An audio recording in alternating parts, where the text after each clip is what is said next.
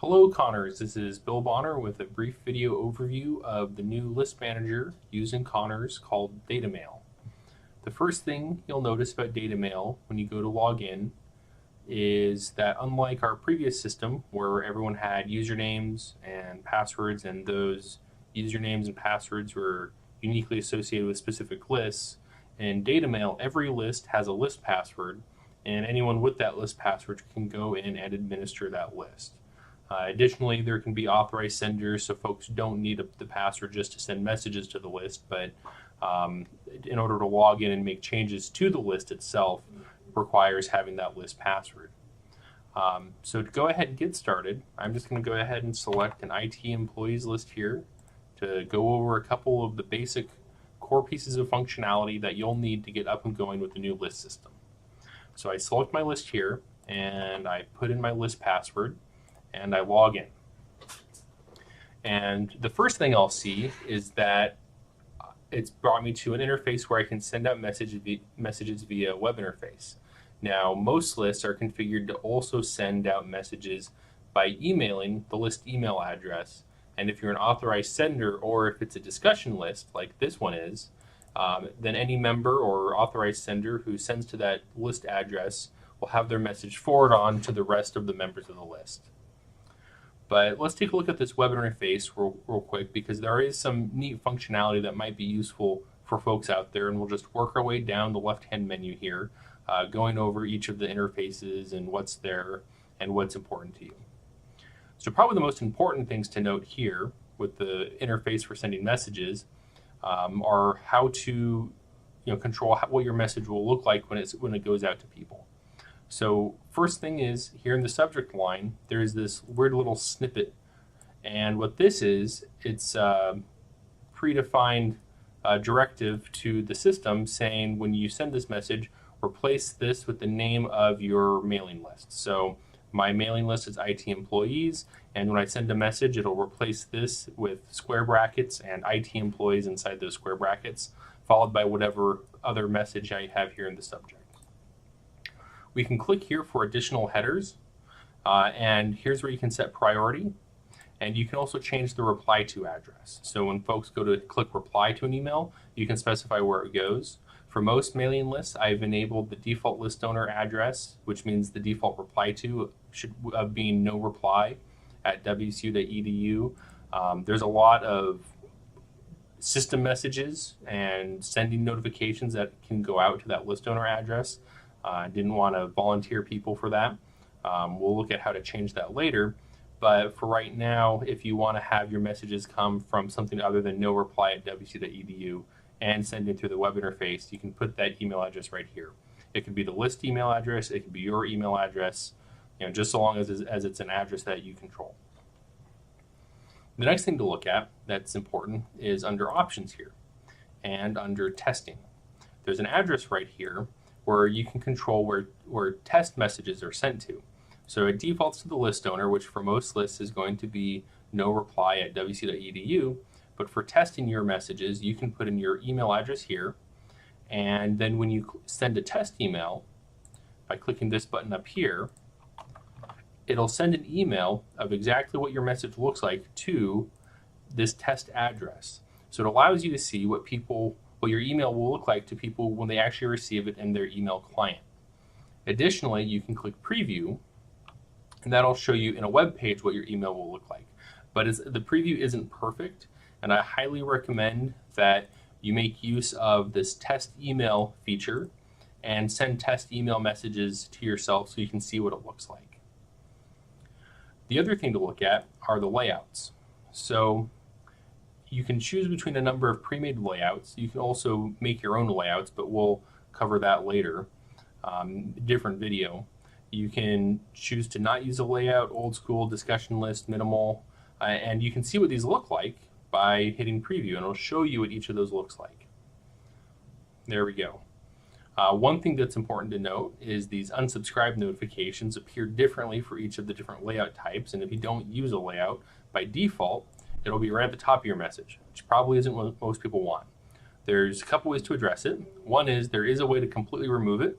We'll go over that in just a little bit under our list options settings. But if you do want that there, if you have a public list and you want people to be able to unsubscribe, then knowing to be able to tweak these layouts to change where and how it appears is helpful. So once we've gone through and we've made a message that's all ready to go out, we have our, whatever subject we want, we've made sure it looks good, and we're actually ready to send, then you can click Send Mass Mailing and OK. And it prompts you to confirm, so you can't accidentally click it and send it out. Now, what will happen is it'll take you to the Screen Disabled page. Now, normally it redirects you to a mail queue monitor. And the reason it's disabled is because there's some unintuitive buttons on that page that can affect other people's mailing queues. So for right now, that's disabled until we have a chance to go in and look further at how we might be able to expose that so people can see more readily where their message is in the queue. The limitations that we've imposed on sending email right now is 7,200 email messages per hour, roughly, and that's to prevent our system from being flagged as spam. If we send out email too fast to external mail relays or mail recipients, then the Comcasts and the Googles of the world will start blocking us as spam. Another piece of functionality for sending messages is the Send a Web Page interface, and this allows you to, much like the Send a Message, it allows you to craft a message, preview it, and send it out. But what it lets you do is put in a web URL, and it will take that web URL and take all the contents of it and package it up into an email. So if you go through the effort of preparing an email campaign by creating websites, which many people do, especially in communications and so on, you can craft your email pretty precisely by creating that web page and then having data mail pull its contents in, make all the code and everything in line and all the assets in line, and then send it out. And lastly, under drafts here, if you start a message, if you start creating a mail message and you save a draft or save as stationary, that's that creating your own custom layout type of thing, you can come here and you can pick up where you left off on those messages. You can look at your save stationary or your scheduled messages. So that's a quick overview of the mass mailing interface for the web. And again, you can also send messages to your emailing list by sending to the list address. So in this case, if I email, because I'm an authorized sender for this list, and it's configured to be a discussion list, if I email IT-employees at list.cahnrs.wc.edu, it'll forward that email out to all the list members. But let's move on to membership. Here, we can view our membership, we can add and remove people or send invites to them. There's a couple of things that are important to note about this interface. This first one here, view, it shows you all of your subscribers, but up across the top here, it shows you a number of important things. It shows you your subscribers. It also shows you a blacklist, authorized senders, bouncing addresses, and unconfirmed subscribers. So this is all very important to know about. When you have your mailing subscribers and they're fully verified, they're part of your list, which all the lists that we migrated, we automatically imported them all. So they're all right here. If you unsubscribe someone, or if they unsubscribe themselves, they're not completely gone. They're put into this blacklist. And I'll show you what that looks like here in just a sec. Let's go ahead and unsubscribe someone. So I'm going to unsubscribe Nick. There we go. He's now going to be unsubscribed. And we see he's been moved over to this blacklist. Now, this blacklist is intended to prevent the accidental re-addition of a subscriber to your mailing list after they've been removed, either by themselves or by, administratively, like I just did here. Basically, it's to prevent someone who's clicked an unsubscribe link from being resubscribed to a list without them taking action. The user can always resubscribe themselves if you create a little subscription form to go on your website, or they go out to the list homepage and subscribe manually there. It'll remove them from the blacklist and put them back in the subscribers, but administratively, if you go to try to add them directly, it won't let you because they're in this blacklist. That being said, you can clear the blacklist. Just click this and it'll empty it out, and then you can add them back in administratively. Authorize Senders, what this does is it shows you the people who can email to your list. So any of these 3 email addresses can email itemployees@list.cahnrs.wsu.edu and have their messages forward to all the other members. Bouncing addresses show you the members on your list who are having bounce backs. The email is going to be delivered to their account, and their account won't receive it for one reason or another. And then unconfirmed subscribers. This is showing people who have received an invite but have not clicked the link to verify their email address. So we can see Jim Busher, he's received an invite, but he has not clicked the accept link, and we could click this again and it would send him another one. Under recent activity here, it shows just the recent information about what's been going on with your list, your subscribes, unsubscribes, and so on. Shows you some quick plots, shows you just a digest of the recent activity, and then invite, subscribe, add. So this is an interface that's going to be important. Right now, by default, for most lists, the options are you can put in an email address here, and I'll just put in one at test@example.com, and I'll click verify address. And you could put multiple ones in there and do a batch upload. But by default, all that you can do is send invitations, right? The option to administratively directly add unverified email addresses is disabled by default. If you need to be able to administratively add addresses for one reason or another, we can enable that for you on a per list basis. Just submit a support request to the IT unit with the list name or list names and just a very short explanation of why you need to be able to do that. The reason we require this as an opt-in is because legally, for public mailing addresses or from public mailing lists, it's illegal to add people to unsolicited mailing lists. They have to opt in. So we just want to make sure that you're aware of that, and that if you're going and adding people manually like this, that you have some other mechanism of making sure that they actually want to be on that list and that they have the ability to get off the list later. So that's how this works. So if I click here to send an invitation, it wouldn't go anywhere. It's just an example domain. And then next, there's an interface here called remove. It allows you to bulk remove them. You can paste in multiple addresses, and it'll submit the email list for bulk removal. And that is pretty much it for membership. Next is mailing list information. This is the information about your list: the list name, the list owner address, administrator address, description, privacy policy, and so on. I just put test in for these, but I think for most people's lists, there's other values. I think the privacy policy is an actual link to the official WSU privacy policy webpage. And I think physical address, I put in the physical address of WSU. But you can put in whatever other information you want out here, your Facebook, YouTube channel information, and so on. One thing that you shouldn't change lightly because it can break things is your list name.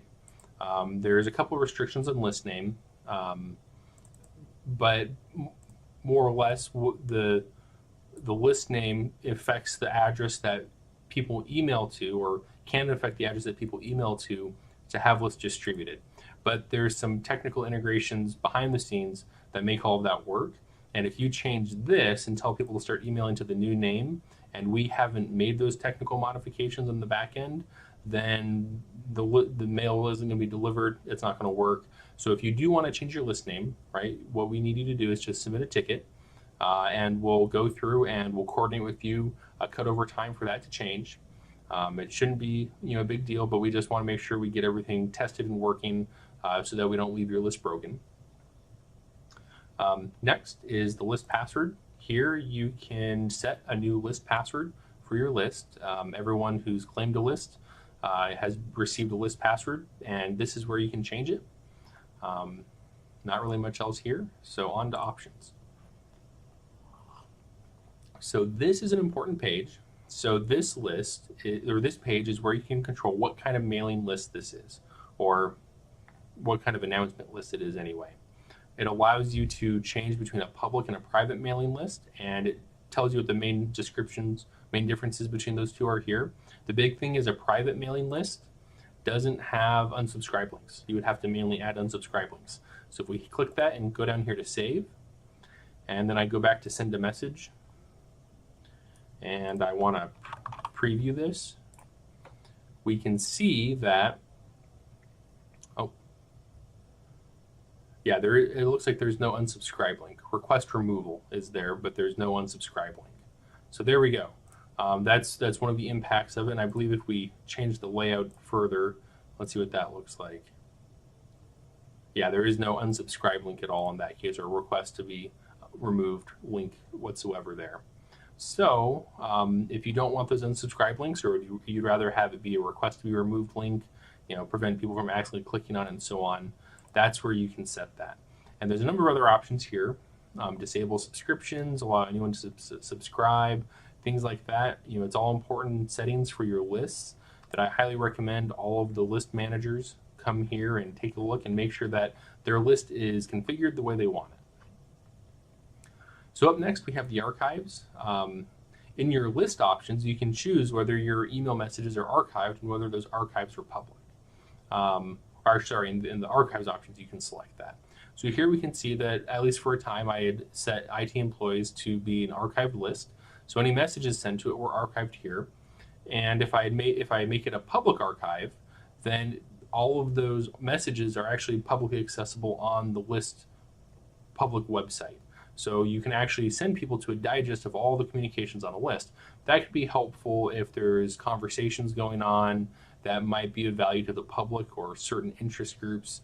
You want to preserve that information. You can selectively remove ones that maybe don't add value, but keep a public listing of important or influential conversations that have happened.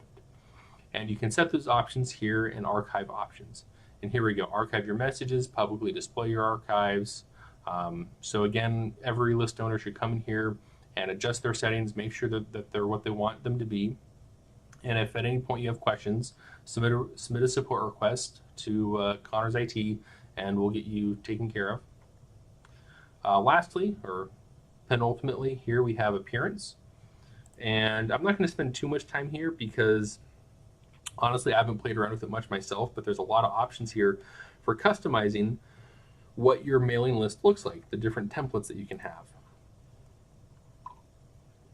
And so if you want to get involved in in-depth mailing campaigns, this is where you're going to want to spend some time figuring out how to make your message look exactly like you want it to appear inside of your target audience's mail clients.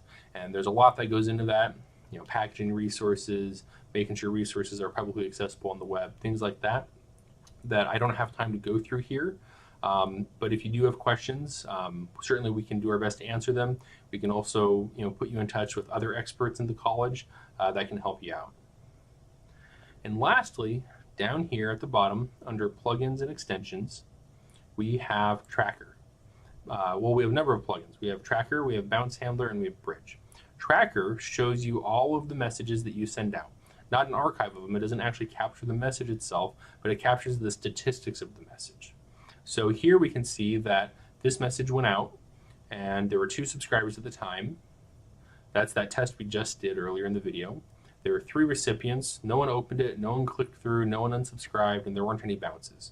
We can see in some of our earlier messages that there were some opens, no bounces, fortunately. They were all real addresses that we sent to. Not a lot of click-throughs. Apparently, I'm not sending out links for people to click on in all my testing. And it shows you the number of unsubscribed. So this is important information, especially if you're managing a large list. You can get a feel for what content people like or don't like by looking at what sort of open rate they have, how many people are clicking through on your links, and how many people are unsubscribed when they see your message. That's pretty clear message that they're not interested in what that is. All right, so Bounce Handler. What this does is it controls the settings or controls the behavior of your list when there is a bounce, when a message from your list goes out to an address and that address rejects it, or that server rejects it for whatever reason. Right now the defaults, I believe, are to start removing people from the subscribers list after a certain number of bounces, but you can come out here and take a look and adjust these settings based on your own list and how you use it. Lastly, there's this plugin called Bridge. Bridge is the plugin that actually enables us to have you send messages to your list via email. So we can see that these are the settings that allow me to email IT employees at list.conhrs@wc.edu and have it forwarded to the rest of the list based on the settings here. So this is, when I was talking about those other integrations, they're here, but there's also some even more behind the scenes integrations that need to be changed if you want to change your list email address. So, don't change any of these without submitting a ticket. We'll change these for you. But there are some settings here you might want to set. Down below here, you can choose between this being an announce-only list or a discussion list. Announce-only list is only authorized senders can send messages to the list, and discussion list is any member can send a message to the list, or any member can send a message to the list. Now, to control your authorized senders, the people that can send out to announce-only lists, scroll down here, and you can add authorized senders or view authorized senders here. So if you add an authorized sender, it'll take you to an interface. You put in your email addresses, click verify. It'll have one more confirmation beyond this, and then they'll be added, and then they'll be able to send out messages to the list. All right, well, the video is already a bit longer than I was hoping for, but I wanted to do a fairly comprehensive overview of some of the pitfalls and features of the new system. Specifically, folks who are running into trouble with the blacklist and making sure that they empty that, as well as knowing that you can administratively bulk add addresses. Just let us know so we can get it enabled for you. Anyway, I hope everyone enjoys the new system and has good luck sending out messages. Thank you.